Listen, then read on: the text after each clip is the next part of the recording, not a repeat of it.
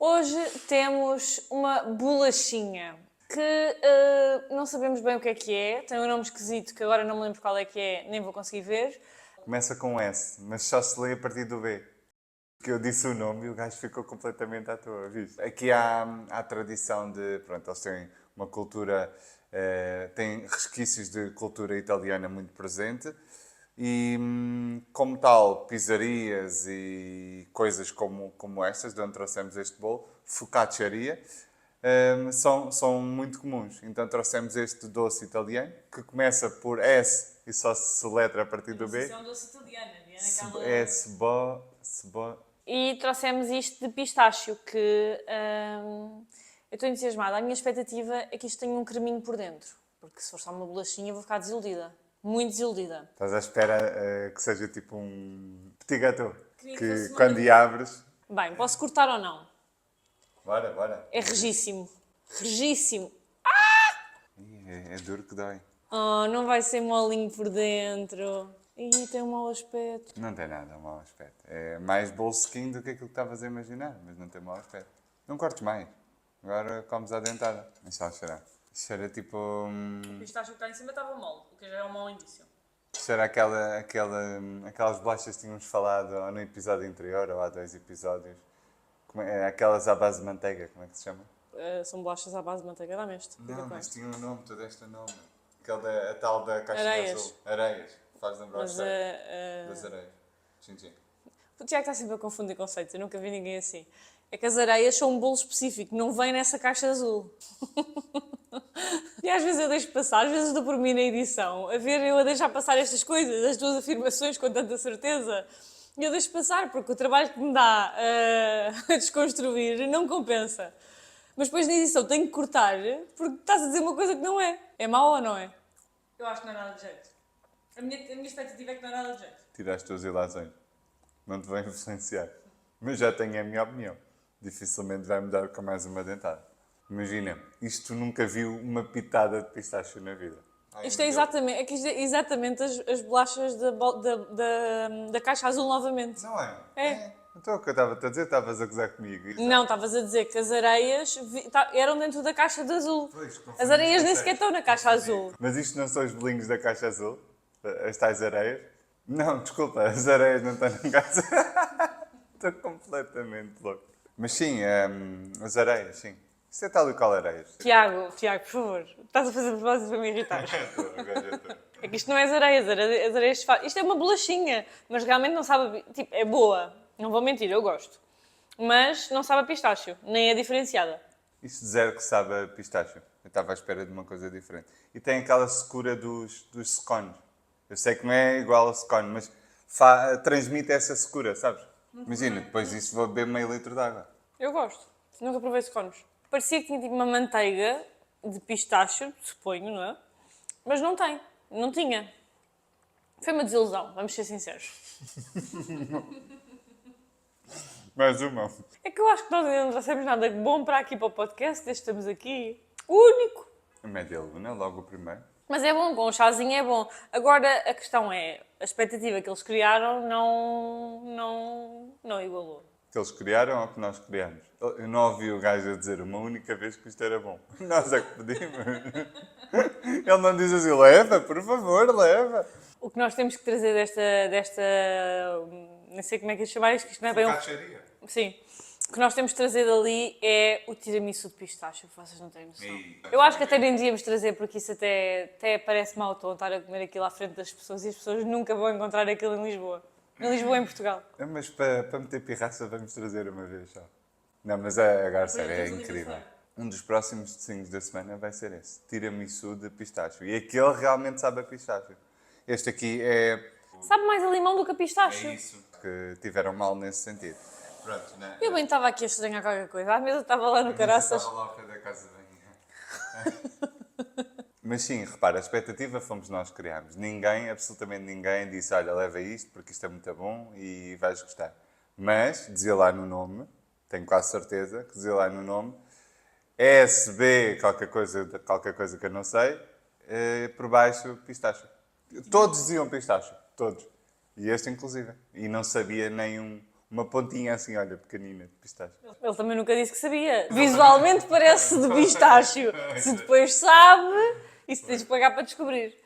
Mas sim, para mim é um fail, não voltaria a comprar, dou um 2. Pela bolacha ser má, porque a bolacha é boazinha. Eu adoro estas bolachinhas secas. Eu tenho uma avó dentro de mim que com um chazinho vai uma bolachinha seca. Uma bolachinha seca. Checa. É a vozinha clara, uma bolachinha seca. Uma bolachinha seca. Mas pronto, não acho que valha. Prefiro comprar a lata azul e ficar com ela em casa. Completamente. Esta bolachinha seca dou para aí 1.7, 1.8, até porque nem é a minha praia. Nem é a minha praia este tipo de doces. E depois o que também prejudica a nota é, para além de não ser muito a minha praia, a bolacha não é mal de todo, mas criei a associação ao pistácio e como não me soube nada a pistácio, tenho que pontuar mal, porque lá está, né? Compro uma pizza, estou à espera que me saiba a pizza e saiba feijão frade, pá, tenho que pontuar mal, não é? Porque eu estou a avaliar de acordo com aquilo que me disseram que era. Pois, as expectativas acabam sempre por estragar. Isto não foi uma pizza, isto foi uma pescada, uma bolachinha seca. E hoje vamos falar sobre o quê, Tiago? Conta-nos tudo, não nos escondas nada. Então, hoje vamos falar sobre um dos tópicos muito importantes no processo de terapia nutricional, que para quem ainda não entendeu, nós facilitamos esse processo, ou seja, somos nutricionistas que trabalham assim para o mais distraído, que ainda não tenha tido contacto com a nossa abordagem, somos nutricionistas que trabalham para além da questão nutricional, trabalham os comportamentos, as emoções, e facilitamos este processo que tem o nome de terapia nutricional. E hoje vamos falar de um dos passos que a pessoa precisa de dar quando começa o seu processo de terapia nutricional, que é desaprender para reaprender.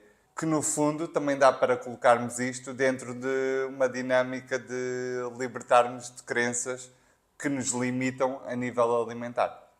Ou seja, no fundo é a mesma coisa, mas duas formas distintas de dizer a mesma coisa. E se calhar começar pelo início, não é? O que é que são crenças alimentares? Queres explicar? Queres que eu explique?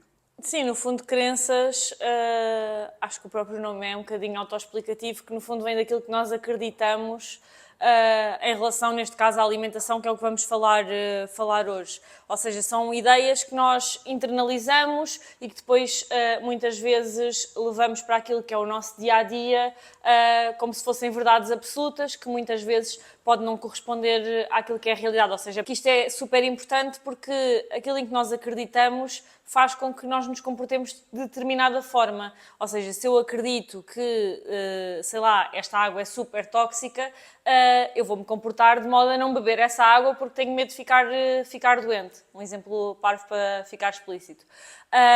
Então, no fundo, nós vamos criando crenças sobre tudo ao longo daquilo que é a nossa vida, comida inclusive, e depois isto é muitas vezes necessário de ser trabalhado porque criamos crenças que não correspondem à verdade, ou seja, apesar de nós acreditarmos que aquilo é de determinada forma, a verdade depois não é exatamente essa, ou até pode ser essa, mas depende do contexto e nós como temos aquela crença muito enraizada, acabamos por não conseguir ver, é como um cavalo, os cavalos têm aquela coisa, não é? As palas. Como um cavalo quando tem palas, ele só consegue ver o que está à frente. E as crenças são um bocadinho, às vezes, as nossas palas que não nos permitem ver que, ok, se calhar aquilo até pode ser de determinada forma, às vezes não é, mas até pode ser uma verdade em determinado contexto, mas se não tivermos as palas, olha, aquela verdade também, se calhar, também é um bocadinho verdade neste contexto. Então, é importante desconstruirmos, primeiro que tudo, percebermos quais são as crenças que temos, depois perceber o que é que elas nos estão a acrescentar ou não na nossa vida e depois também desconstruí-las para conseguirmos viver uma vida mais leve e que vá mais de encontro àquilo que são os nossos objetivos. Sim, sem dúvida.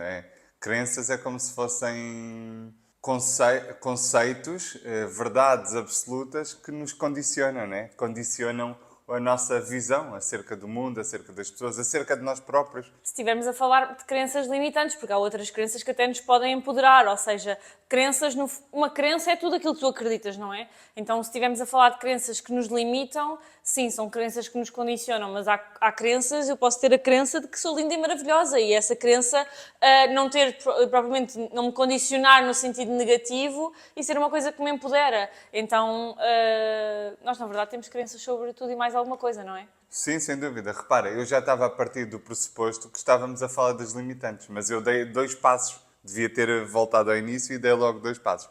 Sim, eu referia-me às limitantes. Mas, no fundo, as crenças, lá está. O nosso sistema de crenças é tudo aquilo que nós acreditamos, são as nossas convicções absolutas, muitas das vezes, e que moldam a forma como nos comportamos e também, por consequência, como nos sentimos. Então, sei lá, gosto sempre de dar um exemplo básico.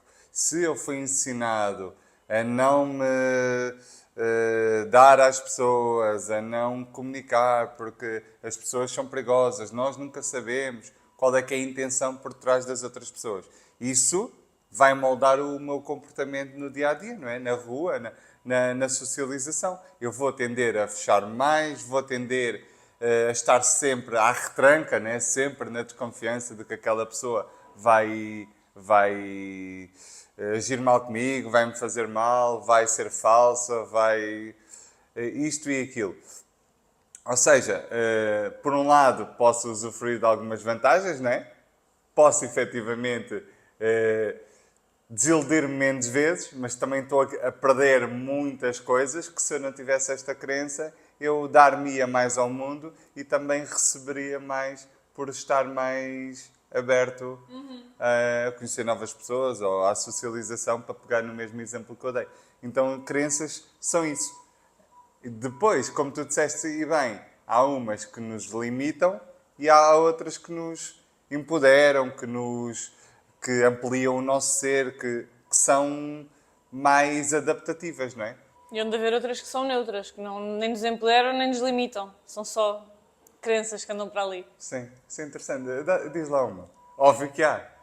Mas agora de repente não me lembro de nenhuma. Porque eu acho que são tão neutras que nem consegues pensar nelas como uma crença. Mas só para dizer também que nós já temos um episódio que fala sobre crenças, mas hoje vamos nos focar mais em crenças relacionadas com a alimentação e nesse episódio nós falámos mais de crenças, tipo o exemplo que estás a dar, crenças em relação a nós próprios. Então acho que também pode ser um bom episódio para ouvirem. É um episódio já antigo, em que o tema diz crenças, por isso é só andarem para baixo e encontrarem, porque acho que é um episódio que é complementar àquilo que estamos a falar hoje. E hoje o nosso objetivo é focarmos mais na questão em relação à alimentação, porque devido à sociedade onde nós vivemos, em que cada vez mais se propaga tanta informação sobre alimentação saudável, o que é que devemos e não devemos fazer, nós acabamos por, desde muito cedo, criar crenças de forma inconsciente em relação aos alimentos, que isto é bom, isto é mau, isto é bom para aquilo, isto é bom para aquilo outro,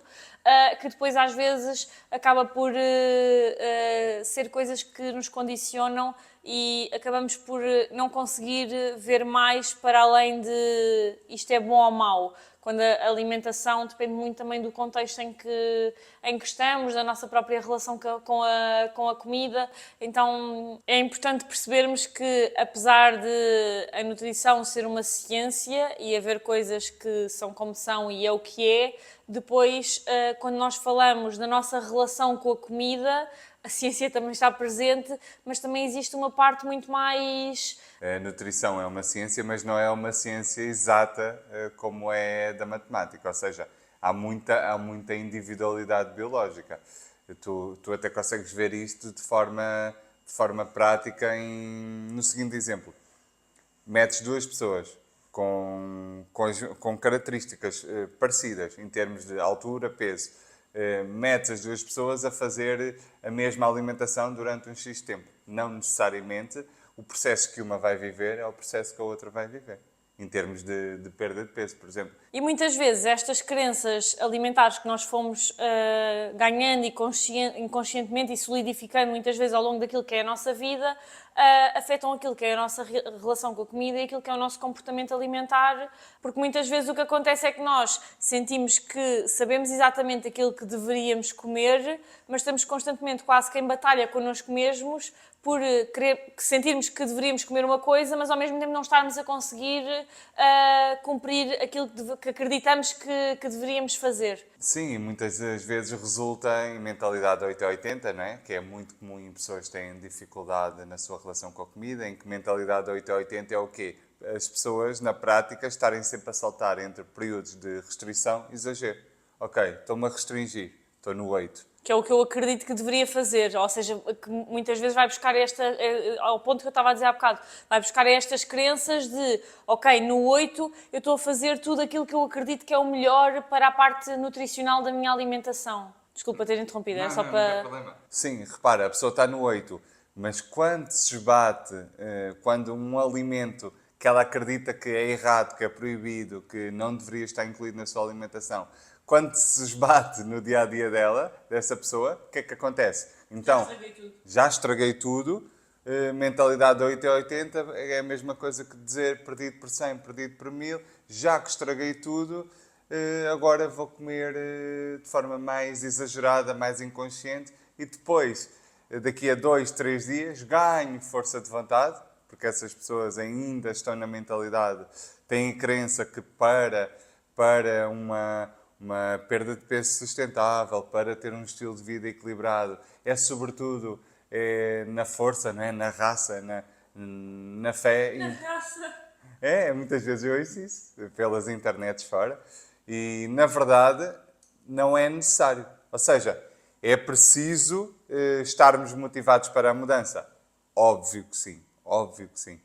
Mas não é suposto ser um desconforto diário, constante, de ter de, muitas das vezes, silenciar a minha fome, enganá-la, fingir que não estou a senti-la, através de múltiplas formas. Mascar pastilhas, beber água, convencer-me que não tenho fome. Ou seja, não é suposto isto fazer parte de um processo de comer consciente, alimentação saudável, perda de peso sustentável. Quando o que estamos a fazer está muito distante disso que eu estou a dizer, devemos equacionar se é assim tão saudável, não é? Porque, pensem comigo, se queremos algo sustentável para a vida, como é que é suposto eu estar em sacrifício constante, a lidar com a fome de uma forma quase como se ela fosse minha inimiga, a querer camuflá-la? Isto vai ser sustentável durante quanto tempo? 2, 3 meses? 1 ano?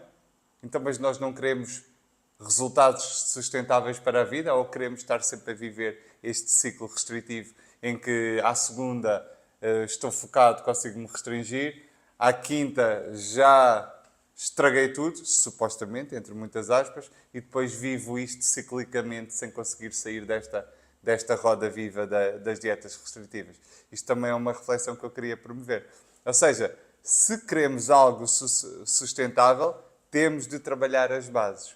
E as bases estão muito aqui. Algumas delas são essas. Por exemplo, trabalhar a mentalidade 8 ou 80 é fundamental para qualquer pessoa que queira ter uma boa relação com a comida e que queira sair deste ciclo das dietas restritivas. E o que eu sinto muitas vezes é que as pessoas têm crenças muito fixas de dietas que foram fazendo, etc. De não posso comer mais do que X calorias por dia, e geralmente é um número super baixo, ou não posso comer determinados alimentos porque têm açúcar ou têm gordura, e isso vai fazer com que eu ganhe peso.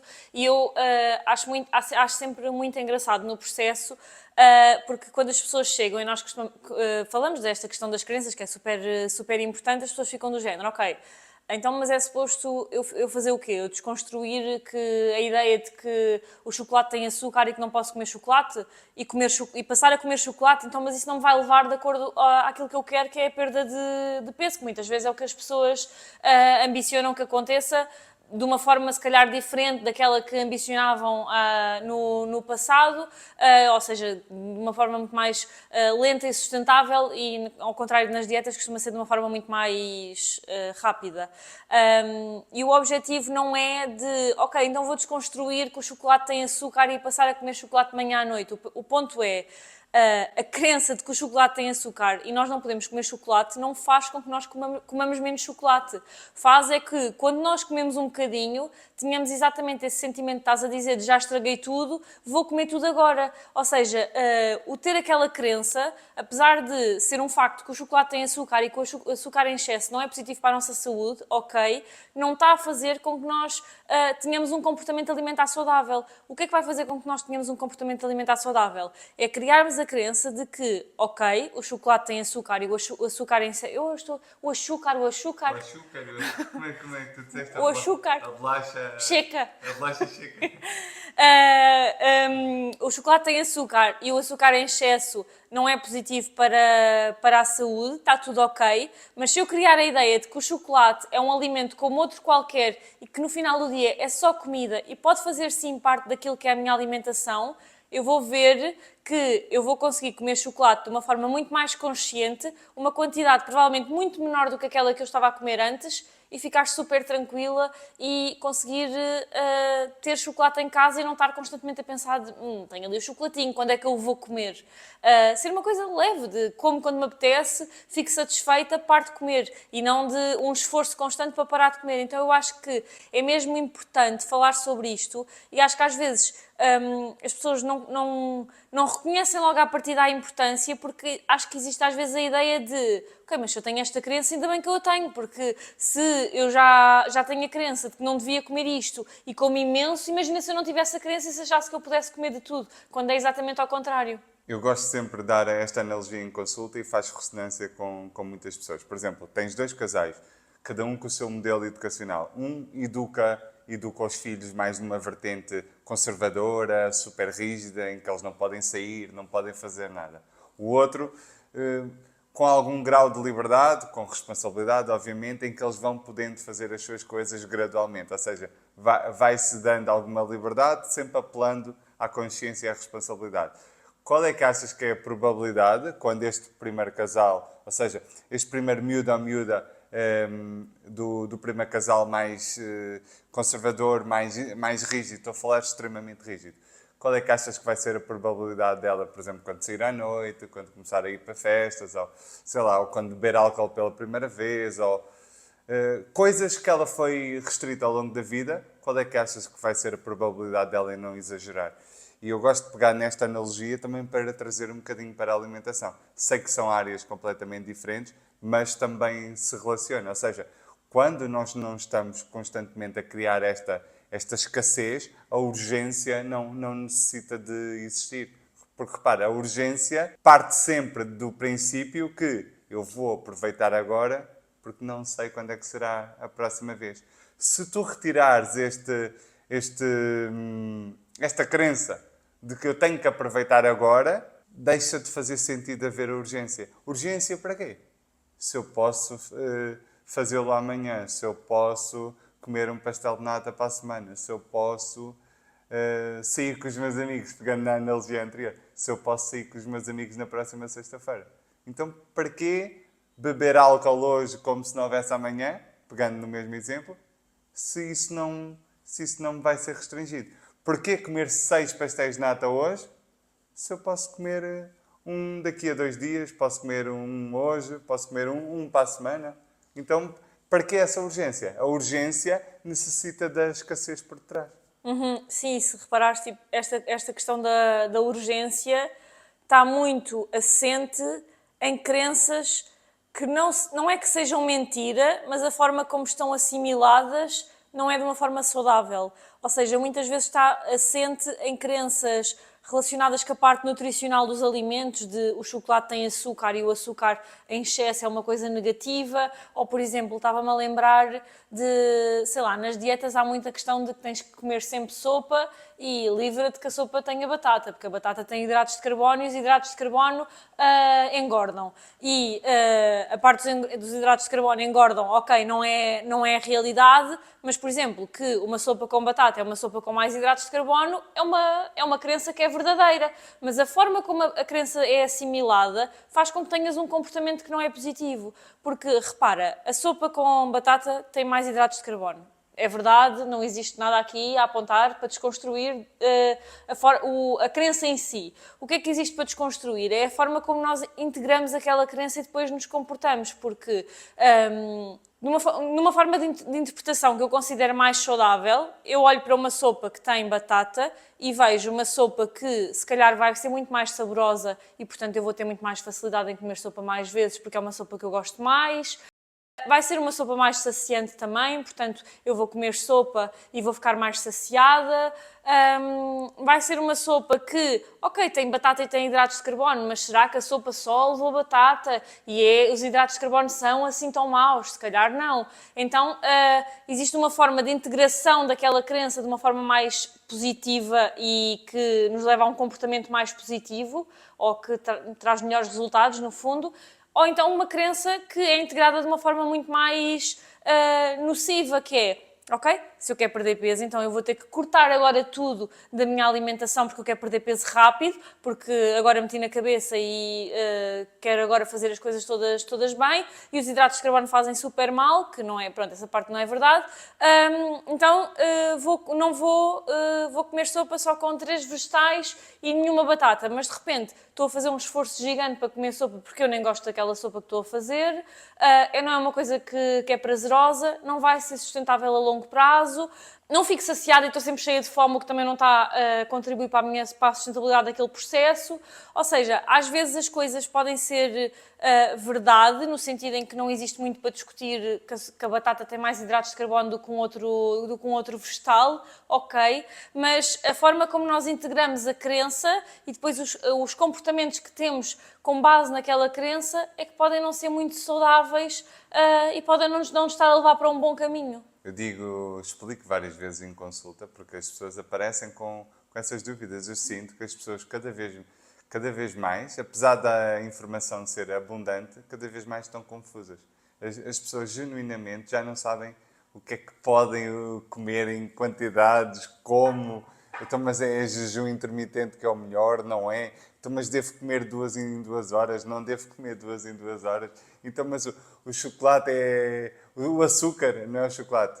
É o açúcar em geral. É inflamatório. Ou seja, eu explico às pessoas que... Qual é a questão? A cultura das dietas pega muito em meias verdades. E depois isto causa aqui uma confusão gigante. Ou seja, dando um exemplo específico de uma meia verdade. O açúcar é inflamatório. Ou seja, não é totalmente mentira, mas é mentira. Porque o termo correto é o açúcar é pró-inflamatório. E ser pró-inflamatório é diferente de ser inflamatório. Mas o que é vinculado na internet? Deixa de comer o açúcar por causa da inflamação. Pró-inflamatório significa o quê? Que de acordo com a frequência e com a quantidade de açúcar que tu comes, tem potencial de contribuir para a inflamação. Mas repara a diferença entre eu dizer isto, esta é a verdade, e agora eu dizer assim, se não deixares de comer açúcar, isso é inflamatório. Não consegues ter uma vida saudável se tu comeres açúcar. Isto já é mentira, mas estão a pegar na ponta de verdade de haver realmente alguns alimentos que são pró-inflamatórios e transformam numa mentira, mas a partir de uma base de mais ou menos verdade. Eu acho que o ponto é muito mais, não é tanto a parte da cultura da dieta e as crenças que a cultura da dieta cria, se são verdade ou não. Há muitas que são meias verdades, há muitas que são mentira e não fazem completamente sentido nenhum, e há outras que até estão assentes num ponto de verdade, mas está muito mais relacionado, na minha visão, com depois o comportamento que aquela crença gera, percebes? Porque de repente, como o chocolate tem açúcar e o açúcar em excesso é pró-inflamatório, de repente eu não quero comer nenhum chocolate, mesmo sendo uma coisa que eu adoro, porque menos é melhor, porque é uma coisa má, percebes? Em vez de nos colocarmos num ponto de ok, o chocolate é pró-inflamatório, o açúcar em excesso de facto se calhar não é uma coisa muito positiva, mas olha, se eu comer um chocolate de vez em quando, ou se eu comer um pedaço de chocolate todos os dias, isso naquilo que é o global da minha alimentação é completamente irrelevante. E é a forma como nós integramos a própria da crença, percebes? E aquilo que nós fazemos muitas vezes em consulta não é de, não, o açúcar é bué da bom, agora começa a comer açúcar de manhã à noite. Que eu acho que às vezes é um bocado a ideia com que as pessoas ficam, do género, ok, imagina, a cultura da dieta não é positiva porque a minha saúde mental está um caco. Mas ao mesmo tempo, o açúcar não faz bem, ou faz? Ou de repente vocês estão a dizer que o açúcar faz bem e são aqui os gurus tipo do sítio. E o ponto não é esse, não é de não, o açúcar é muito bom e come açúcar em todas as refeições. É muito mais de, ok, o açúcar em excesso, se calhar de facto não é uma coisa muito saudável e não te vai acrescentar assim tanto, mas se tu integrares essa crença de uma forma diferente, tu vais ter um comportamento em relação a ela completamente diferente. Porque tu vais conseguir, o teu corpo é muito inteligente e o teu corpo sabe perfeitamente os nutrientes que precisa, no sentido em que se nós estivermos verdadeiramente conectados com aquilo que são as nossas